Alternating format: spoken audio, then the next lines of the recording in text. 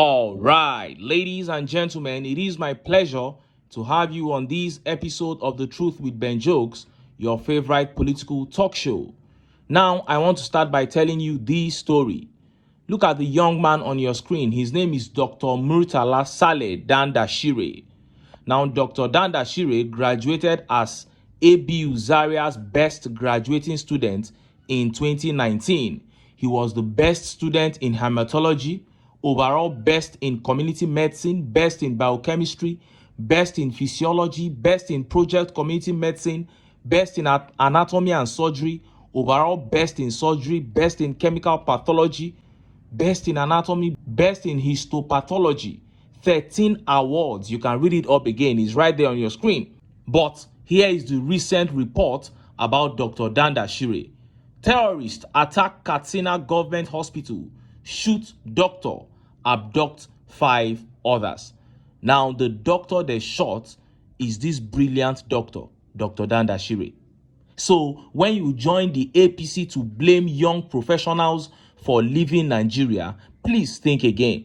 I'm dropping this here particularly for those who still have support for APC. I know there are many of them on this platform. So that you read what is happening to people.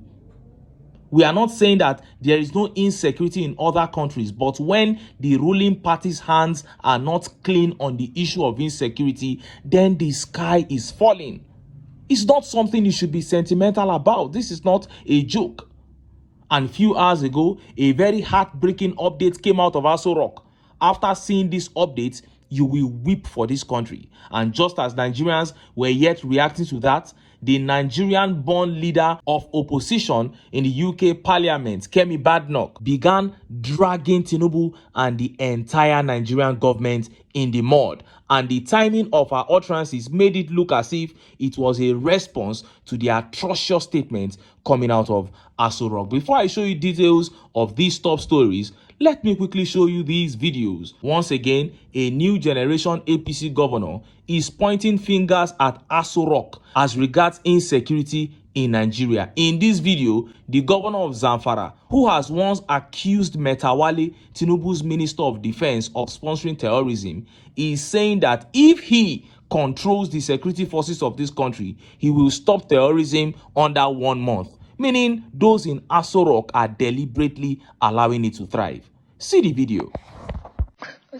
I know that yourself and some of your colleague governors have submitted your propositions for state policing. Now, in your mind, if you have your way and if you have the powers, all the 100% power to protect the citizens of Zamfara, what would you do differently? Well, if I would have the complete power to be in charge of all the security operations in my state, like I said in my recent interview or previous interview, this banditry issue, within 1 month, we should be able to take them out. It's not impossible. You heard that. He said he can end banditry in 1 month if he controls the security forces of the country. In other words, those in control of the security forces are not prepared to end banditry and, by extension, other forms of terrorism in Nigeria. Now, these are not my words. For the APC supporters that are listening, these are not my words. Neither are these the words of Peter Obi. Before you link it to the 2023 presidential election, before you start saying it's because he was not declared winner that he's criticizing the government, they are the words of a sitting governor of Zamfara State, Governor Dauda Lawal. And to be fair to this man, he has done enough to show that even as an APC governor, he most likely does not have a hand in the insecurity in that region. He has come out to point out the former governor, Metawale, who is now the chief of defense staff. He said the man is a sponsor of terrorism in Zamfara State and he was not investigated. Nothing happened. The APC governors who were in office between 2013 to 2015, during the early days of the formation of the party, were the ones who formed this level of insecurity as a tool to remove Jonathan from office. And Shettima is one of those governors. That's why it is not a coincidence that Tinubu picked Shettima as his running mate. Nigeria is one huge crime scene, and only a revolution can save this sinking ship. Point blank, period. Next video here talks about the harm that the tax reforms bill has done to Tinubu's popularity in northern Nigeria. See the video. To the structure of governance. There was a big dent on the political status of the president in northern Nigeria. And Absolutely. The average person on the street in northern Absolutely. Nigeria were agitated about this. Absolutely. Do you think that this will change anything? Well, the truth is there has to be a postmortem of this situation if I am sitting within the strategy team of Mr. President, because the truth is, in the last 1 month or so, the big perception issue that this has created for the administration of President Bola Ahmed Tinubu, I can tell you, is huge. And I can tell you the political juggernauts in the north deliberately did this to create a situation for 2027, because perception is a key ingredient of politics, like you said. So the government needs to go back also to do some face-saving mechanism and provide reassurances. Don't forget, religious leaders came out and taking very fundamental position on this. Those people at the lower strata of society need to get the right feedback by the APC, if anything. And don't forget, there are states that are governed by opposition party, even though the entire governors forum has bought into this. Albeit within that timeline, the critical stakeholders, which are the citizens, may still not get the gist of the matter. You heard that. The perception in northern Nigeria as it stands is that the Tinubu regime and to a large extent, the APC are a disaster. In the past few months, even before the tax reform bill, I interacted with a good number of northerners, and I can say that most of these guys have given up on the APC. And the major reason is the general state of the economy and the persistent killings and kidnappings. They have now come to realize that terrorism as we have it in Nigeria today is a design of the APC. The only setback now is that the opposition is not properly organized and set to take power away from the APC. But I hope that in the next 6 months, we will be able to say for sure that this is the direction that we will be going in 2027. And these are our political allies and Nigerians, patriotic Nigerians who are ready to take the country back. This is the ship to jump on. Now, let us look at the top stories. First is that ugly update coming out of Aso Rock. Tinubu cabinet told a lie. And even in that lie, they disrespected and ridiculed Nigerians. And next is that brutal update from Kemi Badenoch dragging Tinubu and the entire Nigerian government. Let's start by taking that update coming out of Aso Rock. Look at how the papers reported it. Tinubu spent 9.74 billion supplying rice, beans, palliatives to Nigerians in 2024. Report Sahara Reporters. Bola Tinubu-led Nigerian government reportedly spent a total of 9.74 billion for the procurement and distribution of food items as part of its effort to mitigate the nationwide food crisis in 2024. This was reviewed by Budget IT on its platform, Govt, a civic tech organization advocating for transparency and accountability. According to the report, a large proportion of the funds was dedicated to supplying essential food staples such as rice, beans, maize, and other commodities. The report showed that the Federal Ministry of Agriculture and Food Security led the initiatives, making multiple payments to contractors responsible for the emergency supply of palliative foodstuff to various federal constituencies. Key transactions included payments for the delivery of rice, beans, and garri to help alleviate hunger in the vulnerable communities. Payments averaging around 85.45 million per constituency were made between February and November 2024 across different regions.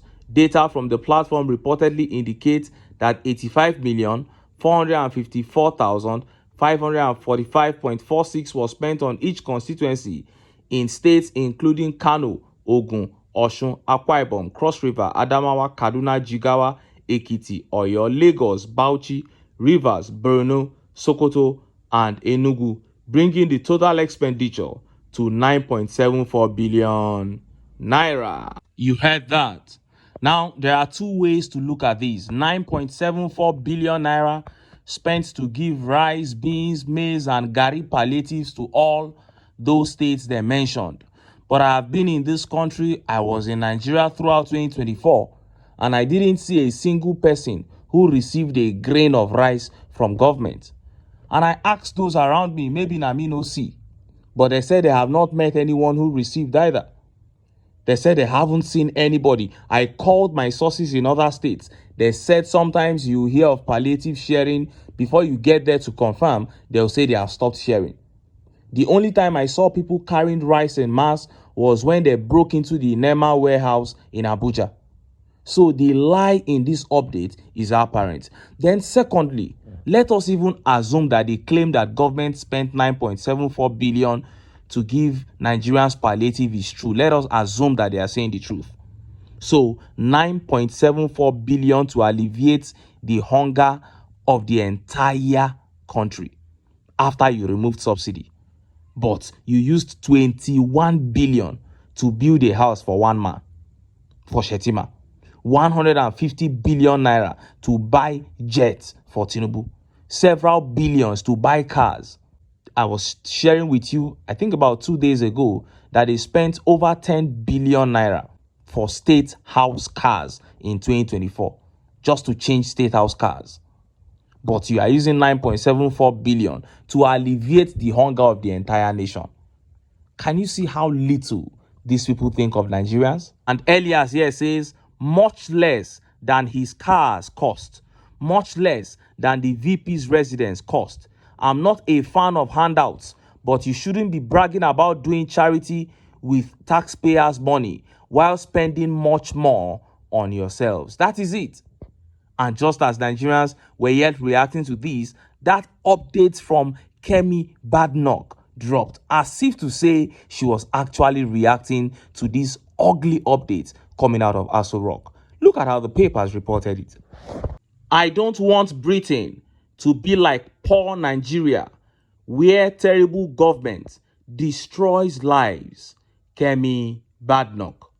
UK Conservative Party leader Kemi BADENOCH says she does not want Britain to be like Nigeria, a poor country where terrible governments destroy lives.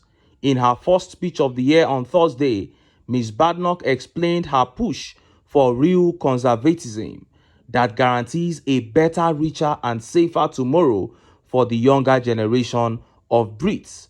Why this matters so much to me is because I know what it is like to have something and lose it. I don't want Britain to lose what it has, said Ms. BADENOCH. I grew up in a poor country and I watched my relatively wealthy family become poorer and poorer and poorer despite working harder as their money disappeared with inflation, Ms. BADENOCH said. The Tory leader narrated how she migrated to the UK age 16 with her father's last £100 and would never want the UK to become a country like Nigeria where terrible governments destroy lives. I came back to the UK at 16 with my father's last £100 and a hope of a better life. So I've lived with the consequences of a terrible government that destroys lives. And I never ever want that to happen here, Ms. BADENOCH said. This comes as another episode of Ms. BADENOCH's criticizing her home country, Nigeria, exposing how prolonged misgovernment is ruining the country. Before now, she had berated Nigerian police as armed robbers who intimidate the citizens they are employed to protect with their guns. Angered by Ms. BADENOCH's intermittent criticism of Nigeria at every opportunity, Kashim Shettima responded, telling her to change her name if she does not want any association with the greatest black nation on earth, Nigeria. But anybody with a brain would know that this lady, Kemi Badenoch, actually loves this country, Nigeria. That's why she keeps bringing the trauma that she took from the country into every conversation. And this is at the global stage. So anybody, any individual with a brain who is also a Nigerian should back this woman.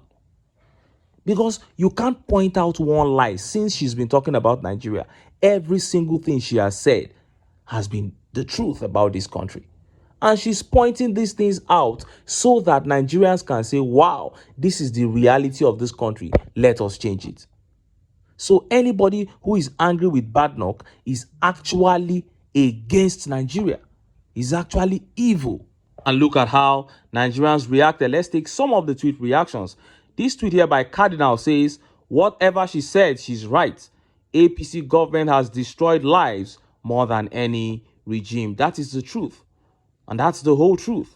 And Ima here says, I love how she's unapologetically throwing the useless Nigerian government under the bus. However, it is worthy to note that the same UK she's protecting are the ones shielding and milking the useless Nigerian government. Well, it is what it is. It is what it is. They are working for their own good. Nigerians should get up and fight for the good of their own country too. And this tweet here says, I kind of get the feeling that our sweet and lovely Miss Kemi Badenoch relishes the thought of causing Tinubu immense pain, global embarrassment, and severe anguish. She is my kind of girl. The way she ruffles the feathers of APC members anytime she speaks is what gives me joy. And Olayemi here says, where are all the Yoruba Ronu? You see, until you stop playing that bigotry card, your country will keep getting destroyed by corrupt politicians. That is it. You know, they formed a group called Yoruba Ronu where they go a WhatsApp group, you know, sometimes they do some stupid Twitter spaces and all they talk about is just tribalism. And as long as those kind of groups continue to exist in this country, the country will remain in the woods. And Ola here says, well said, Kemi. We definitely don't want that. I love the way she talks honestly about our poor Nigeria. It is just sad that Nigerians will always argue against what she's saying, but they won't call her a liar. They can try to bring forth any form of argument. But the fact is that there's nothing she has said that anyone can point to and call a lie. And this tweet here by Shoton here says, this woman loves Nigeria in a different way. That is it. And Abolaji Johnson responded by saying, seriously, she wants the best for her country secretly, but unfortunately, she can't govern here. And this tweet here by Director Olalekan says, Ogun ale ni ma deyin. Some battles never go away. You'd have to get used to them. Kemi Badenoch has come to stay. Nigeria. We love her stay. And anytime she talks and she does not mention Nigeria, I'm not even happy to listen to such speeches. It's when she starts talking about the government that I get really interested and excited. Because this is the very first time that somebody so highly placed who stays outside Nigeria or has business outside Nigeria will come out and call a spade a spade. Even Ngozi Okonjo-Iweala, when she speaks, she tries to be diplomatic. Akinwumi Adesina, who is now the president of African Development Bank, anytime he speaks, he tries to be diplomatic and all that to see the good in any government that is in power. He did it with Buhari. He's doing it now with Tinubu. And we know that it's all a lie. Deep down inside those men, they know that these guys are destroying the economy. But for the first time, somebody who is even, look at the position she's occupying, but she calls it a spade a spade. She's so raw and direct about it. And all other patriotic Nigerians are happy with how vocal Kemi is about the corruption that has taken over their country, Nigeria. Only people who are not happy with her are APC members and their evil cronies. But I'm not surprised. They are the APC. That is what they have come to do, to steal, to kill, and to destroy. And that is why we keep telling Nigerians that still have a soft spot for them, get away from these people. These people are out to destroy this nation, and they have enough money for they and their family members. If anything happens, they will fly out immediately. But you who is here, you who is trapped here, that can't go anywhere, supporting them, no, that is evil. You should never be associated with anything APC. Get out of that camp, and Nigerians generally must unite to take their country back. But until then, make I still enter town. Make I go get some ogbonge political news wey una go like. Why? Because of una na I dey here, so don't go away. Don't go. Sorry,